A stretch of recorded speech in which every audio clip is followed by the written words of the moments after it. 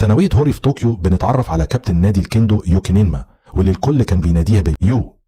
يو كان بيتدرب مع أصحابه بحماس جامد جدا، وده لأن تاني يوم هيبدأ أول بطولة كيندو رسمية بعد 10 سنين.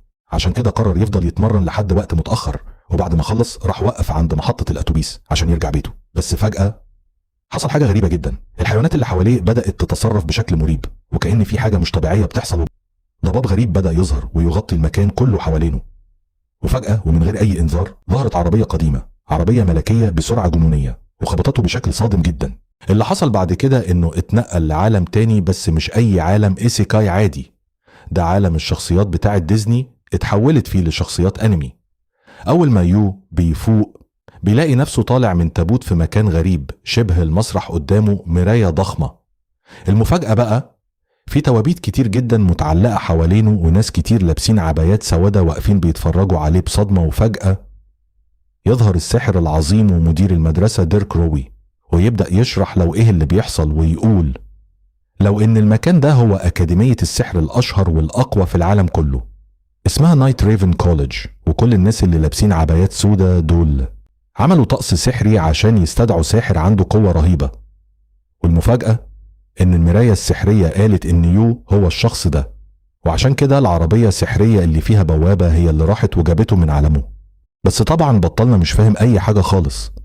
يعني مش منطقي ابدا ان حد يخبطك بعربية وبعدين يقولك تعالى يا صاحبي نوديك عالم خيالي.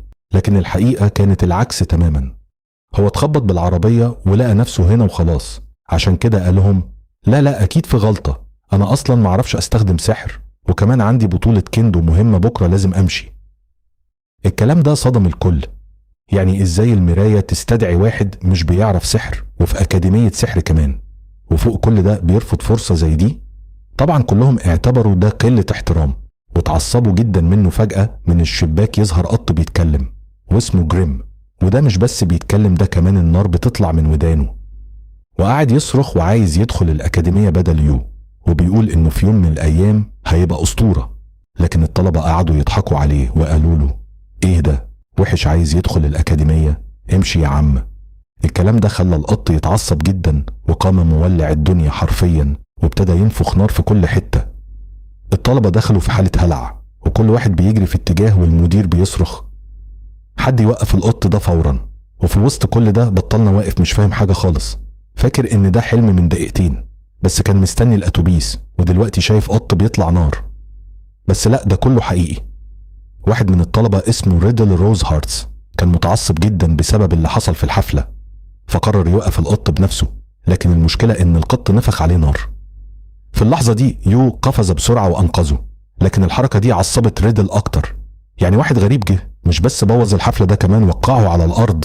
فقام فورا، طلع العصاية السحرية بتاعته واستخدم تعويذة حطت قفل زي طوق حوالين رقبة القط، وبكده ختم قوته والنار اختفت تماما. وبعدها راح ليو وهدده بشكل مرعب وقال له ان اللي عمله يعتبر اهانة. وطبعا يو لسه مش فاهم اي حاجة. وفي اللحظة دي المراية السحرية اتكلمت وقالت الحقيقة الصادمة ان يو فعلا مفيش عنده اي نوع من السحر خالص. فالمدير قال للمراية رجعي الشخص ده لبيته. المراية نورت بشكل مرعب وقالت كلمة واحدة بس لا. والصدمة بقى ان يو ملوش مكان اصلا، لان في العالم ده مفيش حاجة اسمها اليابان، ومحدش عارف يرجعه لعالمه تاني. وبكده بطلنا تحبس في عالم سحر تابع للديزني. فالمدير قرر يسيبه يعيش هناك مؤقتا، بس بشرط يشتغل لحد ما يلاقوا طريقة يرجعوه. وبالفعل اخدوا على بيته الجديد، واللي هو بيت مسكون. البيت كان مهجور بالكامل، تراب في كل حتة وبيتهد من كتر الإهمال، وكمان فيه 3 أشباح حاولوا يخوفوا يو. بس اللي حصل كان العكس تماما. يو اتبسط جدا لما شافهم، وقعد يقول لهم انه عايز يبقوا صحابه كده. يعني انت شايف 3 أشباح قدامك ومبسوط؟ ايه البرود ده؟ والأغرب من كده انه بعد كل اللي حصل راح نام عادي خالص. حتى الأشباح نفسهم اتصدموا منه. تاني يوم صحى وبدأ شغله في تنظيف الأكاديمية، وهنا بدأ يفهم شوية عن النظام.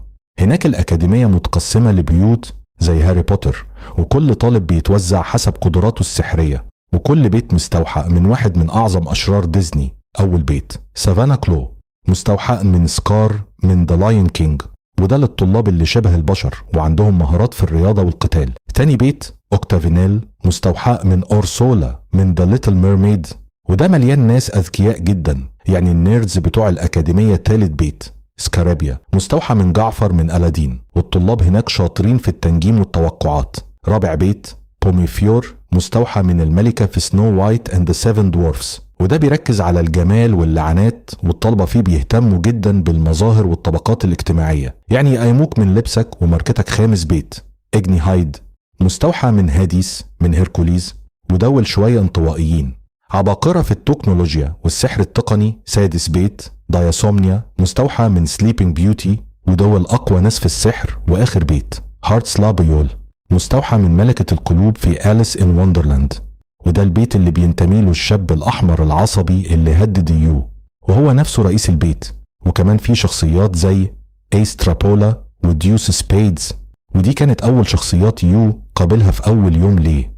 في أول يوم شغل ليه كان مطلوب من يو ينظف تماثيل العظماء السبعة اللي في الشارع الرئيسي، والتماثيل دي بدأت تشرح له مين هم العظماء دول، لأن الواد أصلا مش فاهم أي حاجة، وقعدوا يشرحوا له نظام الأكاديمية شغال إزاي. بس فجأة يظهر تاني القط جريم، وقعد يطالب يو إنه يسيب له مكانه في الأكاديمية، لأنه شايف إن مستقبله إنه يبقى ساحر أسطوري. وقال إنه طول عمره كان نفسه يدخل الأكاديمية، بس العربية السحرية عمرها ما جت تاخده، ولما شافها معدية قرر يركبها بالعافية. وعشان كده هو موجود هنا. المشكلة بقى إن إسترابولا مش بيعرف يتكلم بهدوء خالص، فقعد يقول له مستحيل وحش زيك يدخل الأكاديمية، خصوصا إن العربية مخترتكش. وطبعا الكلام ده استفز جريم، فكام نفخ نار تاني وقيس رد عليه بسحر الرياح، والاتنين دخلوا في خناقة، والنتيجة ولعوا تمثال ملكة القلوب. وفي اللحظة دي المدير شاف كل حاجة وقرر يعاقبهم بالطرد فورا أول يوم، والطرد كارثة. ساعتها ديوس سبيد قعد يترجى المدير إنه ما يتطردش، وقال له هعمل أي حاجة. فالمدير قال له أي حاجة تمام، وقال لهم إن في مصباح سحري في الأكاديمية طاقته بتخلص، والحجر السحري اللي بيغذيه خلاص بيطفى، ولو قدروا يجيبوا حجر جديد قبل الفجر مش هيطردهم. واضح إنها سهلة صح؟ راحوا التلاتة على المنجم، وفي الطريق قابلوا جريم تاني اللي قرر يجي معاهم عشان عايز يقوي سحره، وبرضه لأنه خايف يروح لوحده قدام المنجم. لقوا كوخ مهجور فيه 7 كراسي وأواني صغيرة، وده كان بيت الأقزام السبعة من سنو وايت اند ذا سيفن دورفز. وده طبيعي لأنهم كانوا بيشتغلوا في منجم وداخل المنجم. المفروض الحجر السحري يكون موجود، وفعلا موجود، بس في مشكلة في وحش شبحي ضخم بيحرسه وبيهاجم على أي حد يقرب. المشكلة الأكبر إن إسترابولا وديوس سبيد وجريم كل واحد فيهم قوي بس مغرور، ومفيش حد فيهم عايز يشتغل كفريق. فديوس اندفع لوحده يهاجم، وكاد الوحش يسحقه. ساعتها يو تدخل، وبما إنه كابتن نادي الكيندو عارف يقود الفريق وحط خطة عبقرية. هو هيجذب الوحش لبر، إيس وجريم هيعملوا إعصار نار، وديوس يضربوا بهجوم تقيل، وبالفعل كادوا يهزموه. لكن الوحش قام تاني، وفجأة كرة نار حمراء نزلت من السماء وفجرت الوحش تماما. اللي ظهر هنا كان ريدل روز هارتس، ومعاه 2 تري كلوفر وكيتر دايموند، وجم يرجعوهم للمدرسة لأنهم كسروا قانون غريب جدا، وهو إن لما الأنفذ يعطس لازم الكل يغني والله. وفي نفس الوقت يو رجع الحجر السحري للمدير اللي اتفاجئ إنه نجحوا، مع إنه هو اللي باعتهم أساسا. وفي النهاية قرر يقبل يو وغريم رسميا في الأكاديمية. بس ليه؟ مش عشان يو بيعرف سحر، لكن لأنه قدر يخلي 2 طلبة يشتغلوا مع بعض، وده نادر جدا في الأكاديمية دي. فالمدير قال إن كل الطلبة هناك مغرورين، وكل واحد عايز ينجح لوحده، لكن يمكن يو يغير ده. وعشان يو مش بيعرف سحر قرروا يخلوا جريم شريكه، ومن هنا تبدأ مغامرتهم في عالم السحر